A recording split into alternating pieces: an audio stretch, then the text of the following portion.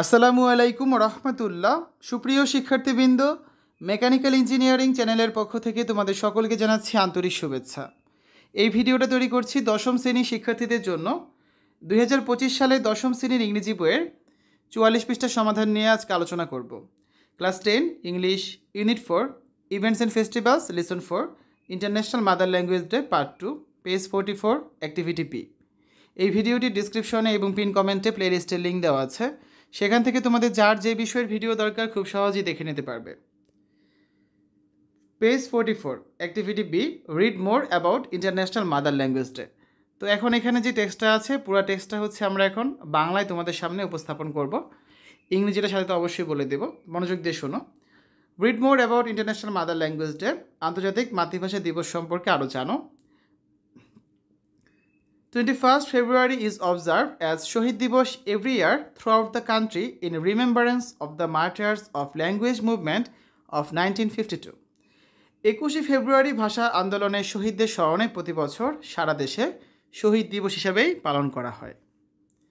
The commemoration begins at the early hours of the day with morning songs that recall the supreme sacrifices of our language martyrs. এই স্মরণানুষ্ঠান দিনের শুরুতেই শোকগাথা দিয়ে শুরু হয়, যা আমাদের ভাষা শহীদদের চরম আত্মত্যাগকে স্মরণ করায়। People wear black badges and go to the Shaheed Minar in barefoot processions singing morning songs. মানুষ কালো ব্যাজ ধারণ করে শোকগীতি গাইতে গাইতে পায়ে হেঁটে শোক মিছিলে শহীদ মিনারে যায়। They place wreaths at the minar, তারা শহীদ মিনারে ফুলের মালা অর্পণ করে।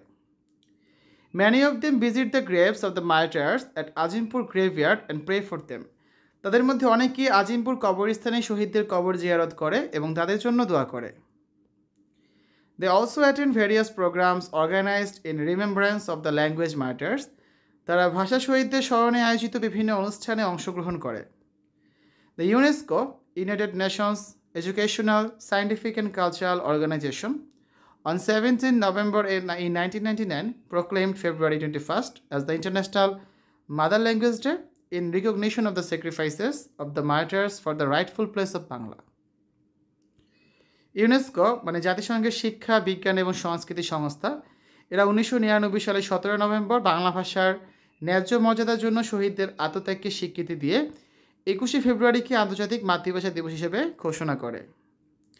Two Bangladeshi expatriates living in Vancouver in Canada, Rafiqul Islam and Abdus Salam, sent a proposal to Kofi Annan, the then Secretary General of United Nations.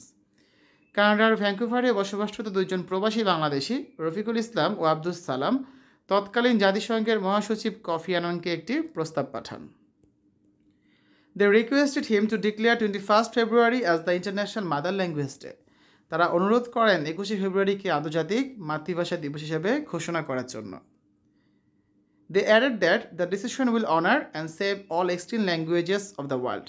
তারা আরও বলেন এই সিদ্ধান্ত পৃথিবীর সকল বিলুপ্তপ্রায় ভাষাকে সম্মান জানাবে এবং সংরক্ষণ করবে।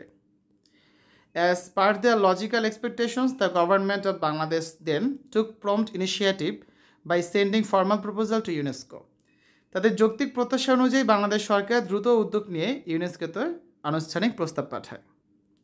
Finally, on 17 November 1999, UNESCO declared 21st February as the International Mother Language Day.